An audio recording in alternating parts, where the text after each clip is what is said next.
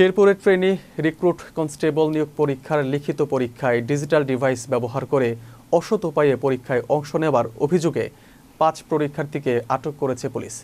এ সময় তাদের কাছ থেকে electronic device, micro Bluetooth earphone সহ বিভিন্ন সরঞ্জাম উদ্ধার করা হয়। শেরপুর জেলা প্রতিনিধি মাহফুজুর রহমান সাইমন জানান, শুক্রবার শেরপুর পৌরসভার গৃদ্ধা নারায়ণপুর নবারণ পাবলিক স্কুল কেন্দ্রে টিআরসি নিয়োগ ২০২৬-এর লিখিত পরীক্ষা চলাকালে এই ঘটনা ঘটে। পুলিশ সূত্রে জানা যায়, পরীক্ষার্থী মোহাম্মদ শান্ত মিয়ার গতিবিধি সন্দেহজনক মনে হলে বিষয়টি পুলিশ সুপারকে অবহিত করা হয়। পরে পুলিশ সুপারের নির্দেশে তার দেহ তল্লাশি করে ডান কান থেকে একটি মাইক্রো ব্লুটুথ ইয়ারফোন উদ্ধার করা হয়। জিজ্ঞাসাবাদে তিনি জানান, বিশেষ কৌশলে জুতার ভেতর ও গেঞ্জের ভেতরে পকেট তৈরি করে ইলেকট্রনিক ডিভাইস বহন করে পরীক্ষার হলে প্রবেশ করেছিলেন। তল্লাশিকালে আরও ৪ পরীক্ষার্থীকে আটক করা হয়। তারা হলেন মোহাম্মদ মহিউর রহমান ওরফে মশাল, মোহাম্মদ মমিনুল ইসলাম মমিন, মোহাম্মদ রসুল মিয়া ও মোহাম্মদ রায়হান হোসেন।